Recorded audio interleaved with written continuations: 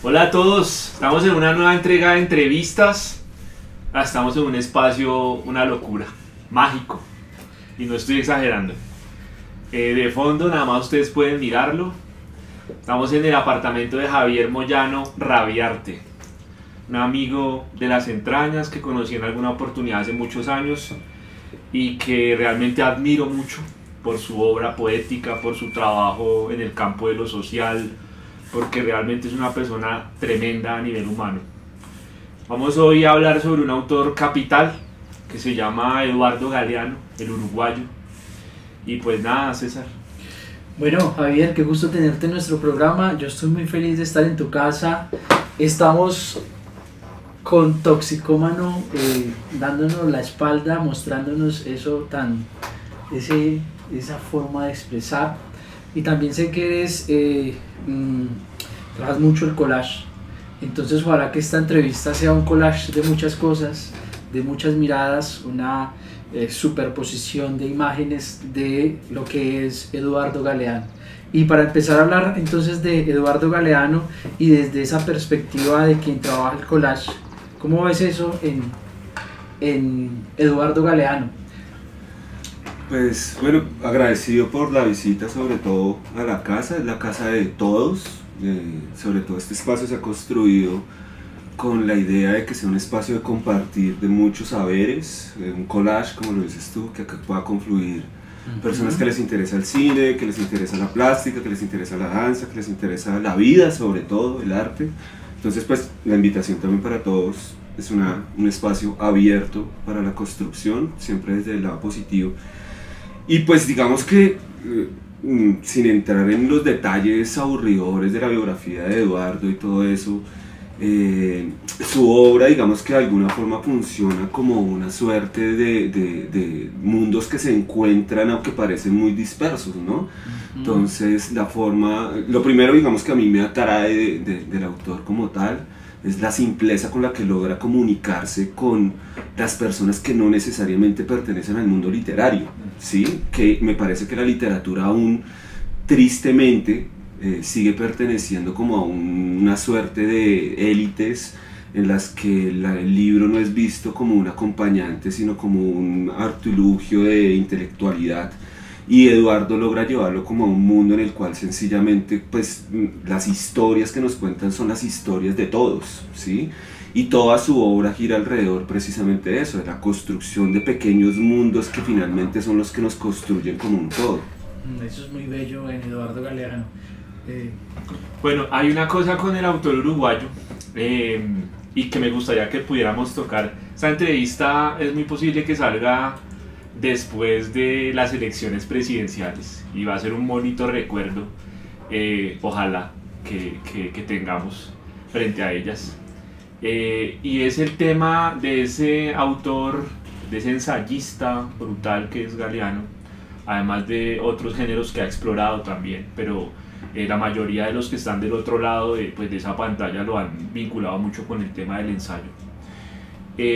Esa posición de Eduardo Galeano desde lo ideológico en un continente como Latinoamérica, no sé si de repente sea una pregunta válida, pero me gustaría como hacerla, la traía yo un poco para generarla, y es el tema de si Javier Moyano llega a Eduardo Galeano también por toda esa línea ideológica del uruguayo. Pues somos el producto de pequeños micromundos que nos construyen, y yo leo buena parte de mi gusto a la literatura y parte de la apuesta que intentaba hacer en la vida mi padre. Mi padre es carpintero, es un tipo que estudió quinto de primaria, y eso no es una tara para la inteligencia que él puede emanar, no solo como una inteligencia mirada desde un lado intelectual que sería bastante banal, sino un tipo que estaba interesado por la realidad de su entorno toda la vida. Entonces creció en un barrio arriba de Las Cruces en Bogotá, tuvo que lidiar con irse de su casa a los 9 años de edad, con pelear la calle, pues la calle, una Bogotá de los años 70 que era muy fuerte, y empezar a creer en que otro mundo era posible.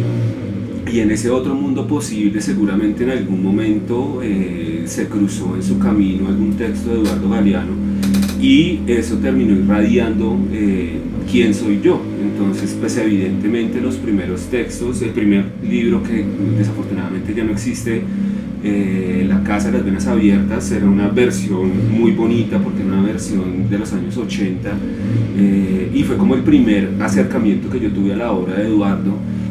Pero más que a la obra de Eduardo, al entender la literatura como una acción positiva de construcción social, ¿sí? O sea, yo no leí la literatura como un hecho de una postura falsa ideológica, sino como un hecho real.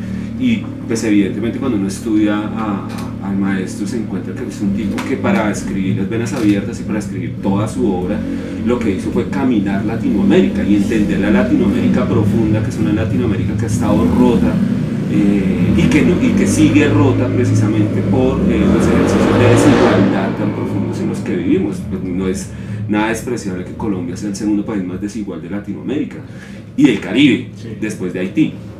Entonces Eduardo Galeano, digamos que yo lo veo como un faro, y yo de alguna forma entiendo que la política, entendida como la acción social de involucrarme como el otro, no un tema meramente partidista o meramente democrático entendido como el voto, es una acción posible cuando entendemos el habitar del otro. Y yo soy un tipo, yo no me considero izquierda, yo creo que yo soy más como una línea como medio anarquista, un anarquismo libertario, pragmático tal vez, pero Eduardo Galeano ha estado siempre ahí presente desde la infancia, en la juventud con mucho más fuerza, y ahora de adulto pienso que es lo que a mí me gusta contar, las historias de los nadies, de las personas pequeñitas. Ahora esto se puso muy de moda lo de los nadies, pero me parece positivo además que estemos a hablar del nadie, ¿sí? Y que seguramente muchos jóvenes cuando escuchan a Francia no lo tengan que vincular con el poema de Eduardo, pero sí que entiendan que hemos sido los nadie, los olvidados, los ninguneados, los olvidados por la historia, y pues que finalmente necesitamos y merecemos sobre todo hacer parte de ella.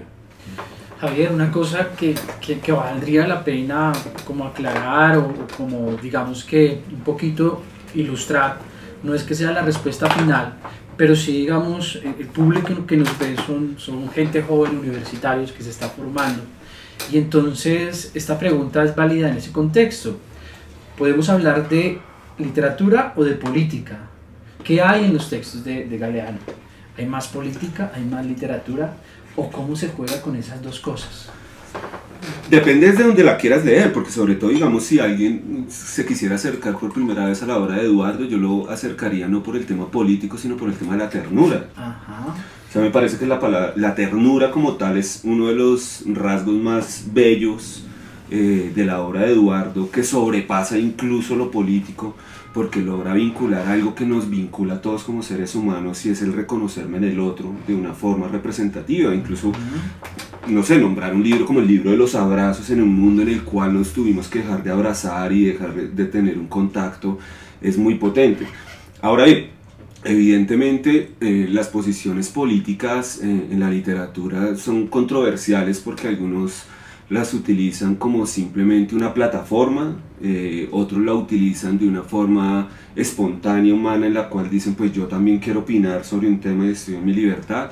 En mi caso personal, los primeros textos que escribí siempre estuvieron pensados con un tema claramente político, y era poder decir aquellas cosas que yo no leía o que no escuchaba y que creía que era justo poner en circulación.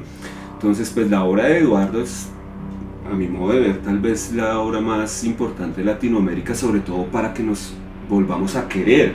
Yo sé que esto suena muy de este momento en el que estamos viviendo, y cuando tengamos 50 años, o sea dentro de poco, nos vamos a reír de esta entrevista y pensar que un candidato hablaba del amor y hablaba de la ternura y hablaba de la alegría, era como algo medio banal, porque eso cómo se lleva a indicadores, eso cómo se lleva al mundo terrenal, capitalista. Claro. Pero finalmente incluso los bancos interamericanos, la OIM y diferentes entidades de carácter internacional tienen formas de medir la felicidad, y no es que somos el segundo país más feliz del mundo, porque eso es un carreto que nos hemos metido, ya sabemos por dónde, como que tenemos el himno nacional más bello y todo ese tipo de cosas, pero es que realmente Colombia y Latinoamérica merece ser feliz y merece tener derecho a la ternura. Y eso es lo que representa Eduardo Galeano.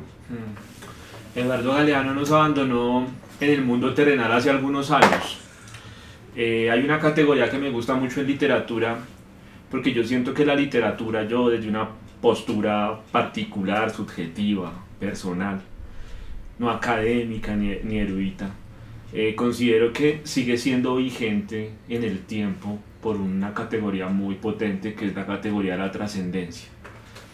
Una obra literaria que trasciende en el tiempo, porque cuando se creó con unas intenciones propias de unos contextos particulares, obedeciendo por ejemplo en este caso a la obra de Galeano, y sin embargo cuando uno vuelve y lee a Galeano hoy, sigue viendo cómo esas consignas o esas intenciones con las que se escribió en su momento están todavía, son actuales, son vigentes.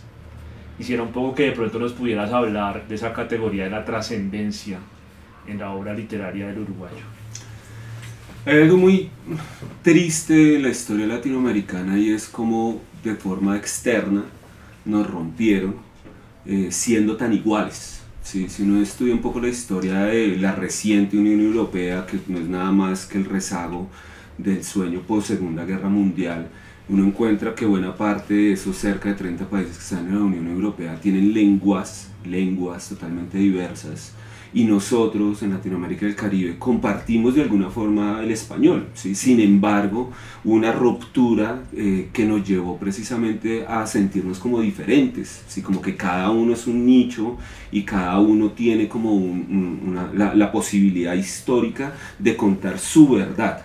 Lo que hace grande, a mi modo de ver, por supuesto, la obra de Eduardo Galeano es que trasciende las fronteras, o sea, trasciende el discurso de una nación, rompe la lógica de mi verdad versus tu verdad, rompe la lógica de pensar que la historia de un pueblo está por encima de la lógica de otro pueblo, y nos acerca precisamente a entendernos como una gran nación latinoamericana que tuvo la posibilidad de crecer mucho antes de la invasión española, mucho antes de la invasión portuguesa, mucho antes de la invasión inglesa, y somos un pueblo grande que nos intentaron romper. Y entonces él trasciende ese discurso y dice, desde mi pequeño mundo, desde ese Uruguay en su momento de 2 millones de habitantes, como mi universo particular de 2 millones de habitantes va muchísimo más allá, y eso lo vuelve universal.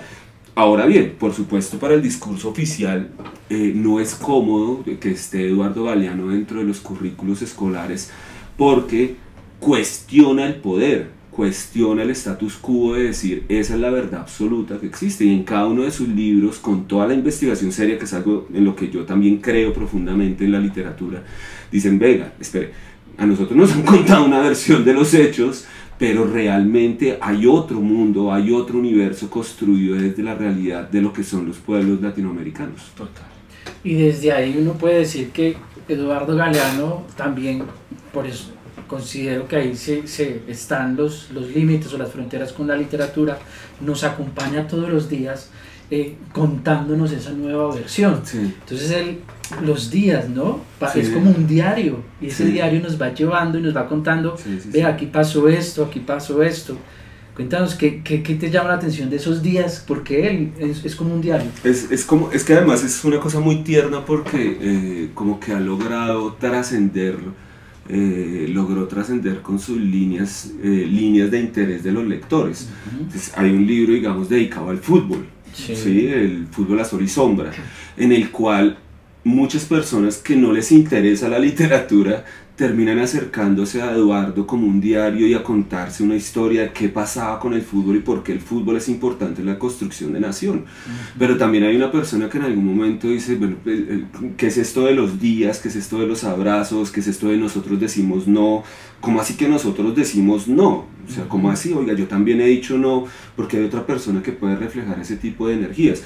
Y digamos que a mí me parece muy bonito en Eduardo, y es que si estuviese en la casa de todas las personas en Latinoamérica, como están las constituciones o las Biblias, que casi siempre funcionan para lo mismo, usted puede coger un libro de Eduardo Galeano de forma desprevenida un día y decir, me voy a dedicar 2 minutos de estas 24 horas, 2 minutos a leer esta página y aprender algo y a construir una nueva historia dentro de mi vida, ¿sí? Que es finalmente el objetivo último de la literatura, y es sacarnos de nuestra realidad y ponernos en otra posibilidad de vida.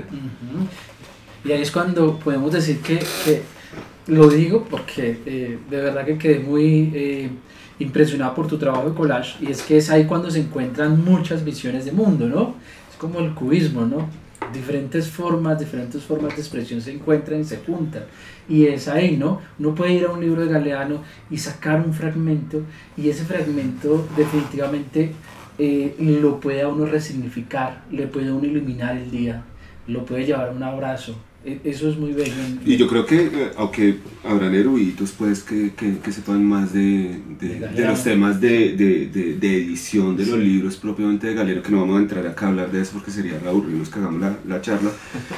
Los libros de Galeano incluso son atractivos, algunos con una sobrecarga de imagen, otros con una simpleza muy sutil, pero sin olvidar la imagen y sin olvidar cómo me conecto con el otro. O sea, yo creo que en la curaduría interna que hacía Eduardo estaba pensando constantemente en el otro, en cómo hago para que el otro, cuando tome mi libro, sienta una sensación de placer y sienta una sensación de compañía, que aunque yo sé que el libro digital es válido y pues digamos que es un nuevo mundo, yo no conozco muchas personas que abracen una tablet, pero conozco muchas personas que abrazan un libro.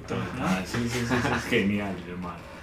Mira que hay una cosa que a mí siempre me ha gustado en la literatura y en el arte en general. Cuando el arte se origina, digamos, como categoría, si se quiere, se origina para el otro, ¿sí?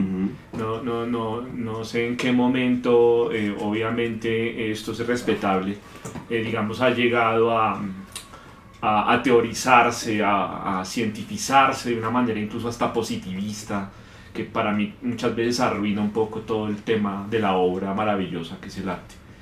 Pero el artista en general siempre ha estado con los oprimidos, no con los opresores. Vamos a ser honestos, contados, o sea, yo salvo incluso un poco a este poeta norteamericano Ezra Pound, cuya ideología estaba con las derechas fascistas, pero que en su obra poética era una belleza leerlo, es una cosa completamente diferente. Pero esto sí no me lo pierdo, porque esto sí quiero preguntártelo. Claro. Yo quiero, del otro lado, nos vamos a encontrar también con académicos acartonados que nos ven, con discursos pseudointelectuales, políticamente correctos, que incluso tienen a Galeano como un autor barato, como un autor al que no toca llegar, porque carece de todo eso que ellos artificiosamente han construido en la academia. Y yo sí quisiera escuchar a Javier Moyano responder un poco frente a por qué es importante la literatura de Eduardo Galeano, pero como respuesta precisamente a esos acartonamientos académicos. Pues hermano, yo sobre todo creo que las personas, desde el analfabeta hasta el doctor más ilustre en el mundo de la literatura, tiene derecho a escoger entre el jugo de guayaba o el jugo de fresa. Sí, o sea, la elección de qué leemos y qué consumimos es una elección casi que inalejable, pero cuando pongan esa mirada de peyorativa o reduccionista de la obra de Galeano, sobre todo me parece que se sitúan en un lugar en el que no reconocen la simpleza, ¿sí? Que no reconocen sobre todo la potencia de llegar al otro y que ese otro es totalmente diverso, ¿sí? Que ese otro tiene derecho a entender por qué, en este libro maravilloso, por supuesto que debería ser como una biblia de muchos de los movimientos de género en nuestro continente, porque dedican un libro a las mujeres, siendo hombre además, ¿sí? Entonces en un mundo de paradigmas en el cual supuestamente un hombre no tiene el sentir de una mujer, bueno, pero hay un personaje que quiere dedicarle un libro a las mujeres, pero también hay un hombre que quiere dedicarle un libro al sentir de la calle, hay un hombre que quiere dedicarle un libro al migrante, hay un libro que quiere dedicarle al cronista. Eduardo Galeano tuvo la posibilidad de abrirse a demasiados públicos, ¿sí? Entonces, por supuesto, la academia está en un pequeño nicho, que es un nicho que yo respeto, no comparto, pero lo respeto, pero creo que si usted es docente, que es mi caso, sesgarle la posibilidad al otro de encontrarse con algo que se identifique es muy egoísta, ¿sí? Creo que es muy egoísta decirle al otro, eso no tiene una valía. Sería mucho más ecuánime decirle al otro, existe otra forma de acercamiento. Incluso yo ahora en los últimos años me he acercado mucho a la obra de Mario Mendoza, por mis estudiantes, y he encontrado una gran valía en la obra del hombre, ¿sí? Una obra que yo criticaba desde mi nivel pues de posición falsa de escritor, y decía, pues cuestionaba la velocidad, cuestionaba los ritmos, cuestionaba las imágenes, pero hoy en día encuentro un tipo que ha logrado conectar con muchos públicos, y allí me parece que está una de las cosas más bellas del arte y de la literatura, y es poderle ofrecer al otro. Yo entiendo, porque yo lo viví también, yo he cometido todos los errores en el caminar, que a veces uno como que hace las cosas y uno dice, es que yo soy artista para mí, y está bien, ¿de acuerdo? Pero también cuando el artista se abre al otro y dice, hey, me gustaría compartir con usted parte de lo que hago, y si usted se siente identificado allí, qué bonito porque nos abrazamos en la distancia, pues ahí está Eduardo Galeano, y seguramente otros de esa gran élite intelectual no están.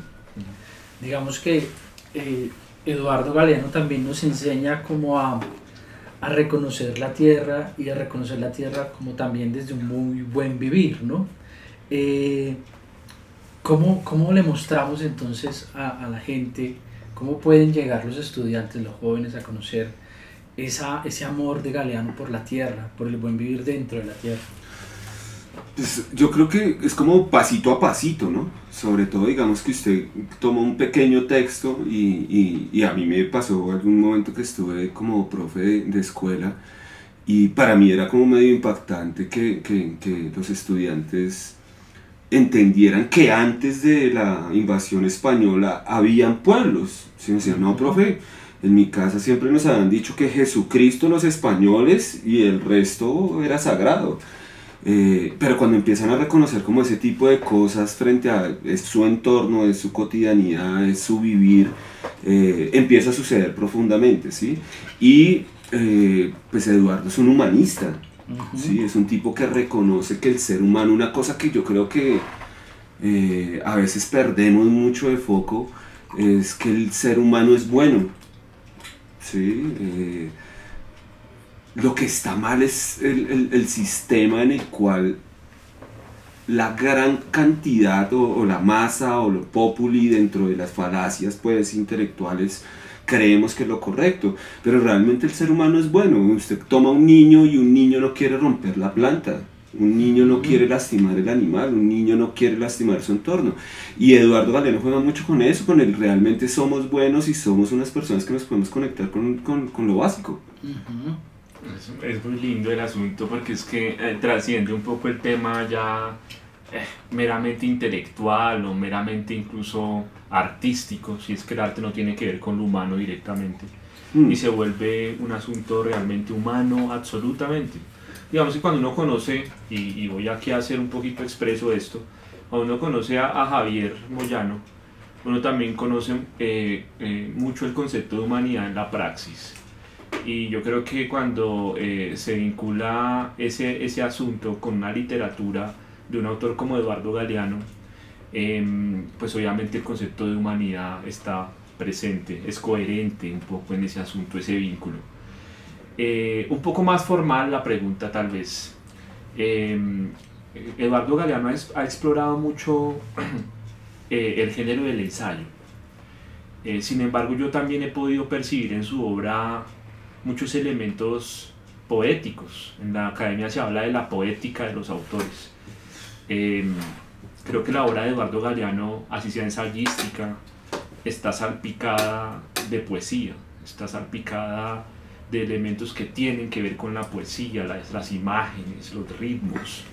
Háblanos un poco de ese... Mira, el pequeño universillo de la literatura está mediado también por las fronteras psicológicas y los imaginarios que queremos construir desde la academia. Entonces, se supone que un ensayo tiene que tener estas características, se supone que una novela tiene que tener estas características, se supone que un poema tiene que tener estas características. Sin embargo, cuando la característica pasa a un segundo plano y lo importante realmente es el sentir, la obra empieza a tener sentido, ¿sí? Porque realmente usted puede escribir agua con H, que es un ejemplo que yo utilizo muy habitualmente. No hay ningún problema realmente si hay ese error gramatical. Espero que no sea un error por buscar la sensación en el otro de, oh, cómo puse esa H ahí. Sobre todo es cómo sintió esa agua sí lo recorrió, esa agua sí lo sintió, esa agua sí lo transcurrió, esa agua sí la bebió. Entonces yo sobre todo pienso que Eduardo cuando escribía, puede que me equivoque una vez más, pero yo creo que no necesariamente pensaba en las categorías literarias, ¿sí? Simplemente había un día en el que se levantaba y decía, voy a trabajar en esto, ¿sí? Voy a y el trabajo a mí en la literatura me parece muy importante, es sentarse y voy a trabajar en esto. Y a veces un poema, un cuento, una narrativa, una crónica, un ensayo, yo no sé bien cuál es el que tiene más trabajo, ¿sí? O sea, hay poemas que le pueden costar a usted meses, años, o sea, y hay ensayos que evidentemente requieren una disciplina académica, investigativa mucho más fuerte, pero no necesariamente parten de un tema de espontaneidad, sino un tema de disciplina y de construcción de lo que quiero contar frente al otro. Entonces yo no creo que haya que superponer una categoría en la obra de Eduardo, sino que habría que superponer quién fue el tipo frente al otro. Y ahí está la riqueza, digamos, de la literatura de Eduardo Galeano, porque usted en un texto puede leerlo como un cuento, puede leerlo como una crónica, puede leerlo como un ensayo, y funciona muy bien. Y el impacto que deja en el ánimo, en el estado de ánimo es fuerte. Y ahí está lo que tú dices, no importa si es con H agua o porque luego tú bebes el agua y la estás experimentando. Y ahí va mi otra pregunta, y es que yo recuerdo mucho cuando él vino a la Nacional, yo era un jovencito, yo no sabía nada de literatura, de filosofía, nada. Yo fui porque me llevaron, ¿sí? Pero me quedó sonando una frase de Eduardo Galeano que la ha cargado toda la vida. Y él dijo claramente, dijo que el destino de Colombia, que la maldición de Colombia era la violencia, pero no era su destino. Okay. Y eso me pareció muy bello. Pero, y luego cuando uno lee a Eduardo Galeano, uno se da cuenta que cuando él dice que no es nuestra maldición, él está recogiendo ahí las tradiciones, la cultura, lo sagrado, la Pachamama, muchas cosas que lograron que eso se formara como una maldición. Pero él tenía claro que no era nuestro destino. Entonces, bonito que nos hables de eso que entraña esa palabra maldición, porque es toda una cosmovisión ahí. Existe como un paradigma terrible frente a quiénes somos como nación, ¿no? Y quiénes nos hemos construido como nación, ¿no? Incluso qué hacemos hoy en día como nación. Entonces, yo no creo que Colombia sea maldita. Si nosotros estudiamos un poco las historias de las violencias del siglo XX, Irlanda del Norte vivió un conflicto de casi 4 o 5 décadas, igual o peor que el nuestro. En el continente africano han habido todo tipo de cosas totalmente zafadas de la cabeza, hasta que llegaba Mandela, hasta que llegaron otra cantidad de líderes, es decir, no estamos condenados para siempre, o sea, tampoco es una cuestión perpetua de una maldición en la cual nunca vamos a poder salir, no, esperen, o sea, la vivimos, la sufrimos, y lo que tenemos es que como reconciliarnos y aprender de lo que sucedió, y ahí entra mucho la no violencia, Malcolm X y todo el movimiento de derechos civiles, y decir, hey, no podemos seguir repitiendo el ciclo en el cual pensamos que estamos condenados siempre y eternamente a esto, cuando realmente en cada lugar, en cada espacio, están sucediendo personas y están sucediendo actos que quieren construir. Y Eduardo un poco reivindica eso en sus libros, porque él pudo haber hecho algo. Yo, digamos, soy un fiel seguidor, y lo digo frente a cámaras, para dentro de unos pocos años, espero que años, un fiel seguidor de Fernando Vallejo. Creo que cuando Fernando muera, se va a reconocer al escritor más potente que ha habido en nuestra nación narrativamente, por la fuerza que tiene y por cómo ha sido tan crudo y consecuente con describirnos como nación. Sin embargo, Eduardo, que caminó hacia Latinoamérica, se pudo haber quedado también en ese tipo de discursos, claro, ¿sí? De la hiperviolencia. O sea, es que usted levanta una piedra, sale aquí a la esquina, prende el televisor, almuerza con fleteros, todo el día estamos en un discurso de violencia, pero viviendo toda esa violencia incluso encontró la ternura, y eso es maravilloso. Sí. No una ternura positivista, banal, esta de Coelho, este tipo de personajes como Osho, este tipo de cabrones, sino una belleza real dentro de nuestras ausencias, cómo podemos construir. Una vaina inherente. Sí. Bueno, Javier, yo para ir como redondeando, yo sé que hay muchos vínculos para entrar a Galeano de muchas maneras a toda la obra, pero sí quisiera preguntarte, en aras de los que nos están viendo, que son de pronto lectores también neófitos, o que de repente quieren entrar a un universo de Galeano que de pronto tú quieras recomendar, sí quisiera de pronto preguntarte qué obra de Galeano tú dices, por acá, juepucha, por acá se tiene que empezar. Hay que empezar con la piratería, hay que hacerle una mención positiva a la piratería, y es que la piratería en nuestras ciudades del falso denominado tercer mundo le ha quitado las posibilidades a algunos artistas, pero a otros tantos se las ha dado como quieran. Entonces yo le diría a una persona imprevista que no conozca a Galeano que salga a una calle cualquiera de la ciudad nadie que habita y pregunte por un libro de Galeano, y estoy seguro que en Cusco, en Rosario, en Cochabamba, en La Paz, en Lima, en Barranquilla, en Bogotá, en Ciudad de Panamá, en Ciudad de México, en cualquier lugar, un vendedor improvisto le va a dar un libro de Galeano, y eso es bellísimo. Y eso es bellísimo porque no necesita usted más. Usted tiene un librero en la calle que le está vendiendo un libro de piratería de Eduardo Galeano, por lo tanto lo hace de todos. Claro. Genial. Bueno, pero antes de acabar, yo sí quiero como marcar eso, porque digamos que es un tema que yo creo que a toda Latinoamérica nos apasiona. Hay sus excepciones, pero las excepciones hacen la regla, y es la del fútbol. ¿Sí? Eduardo Galeano también es un amante del fútbol. ¿Cómo ves eso? Pero lo que pasa es que el fútbol, un invento de los ingleses, aunque no hayan ganado un mundial, llegó muy por el cono sur, ¿sí? Pues las migraciones, claro, pues evidentes, y pues por ello, digamos, la pasión futbolera en el cono sur, y creo que el loco logró reivindicar desde allí otras luchas, ¿sí? Entonces digamos que el fútbol o el deporte, yo soy profe de deporte, es como encontrarse sobre todo con la historia detrás del deportista, y no con la historia trágica que a mí me encanta, como las que cuenta Alberto Salcedo de Pambeleo, las que cuenta mi amigo Gamboa sobre Maneo. A mí eso me encanta, me parece que es maravilloso, pero es que el deporte sobre todo es la posibilidad de la ternura y de ir más allá del hecho tangible de lo que está, y esto lo hacían los griegos, los romanos, y es que finalmente pues Eduardo captó que allí en el fútbol había una potencia muy bella. Pues acercarnos, porque hay otra forma de consumir deportes, hay otra forma. Bueno, Javier, hermano, muchas gracias. Te sigo queriendo, te sigo admirando, no solamente por esa filialidad que tienes con esa literatura de un autor que precisamente tiene como categoría superlativa la ternura, sino también por toda la obra que has hecho en la poesía, óptica, con la parte de las imágenes en los collages. Y pues nada, por mí ya como que finaliza esta. Mauro, si me puedes pasar ahí los 2 libros de Javier, que quiero mostrarlos antes de finalizar.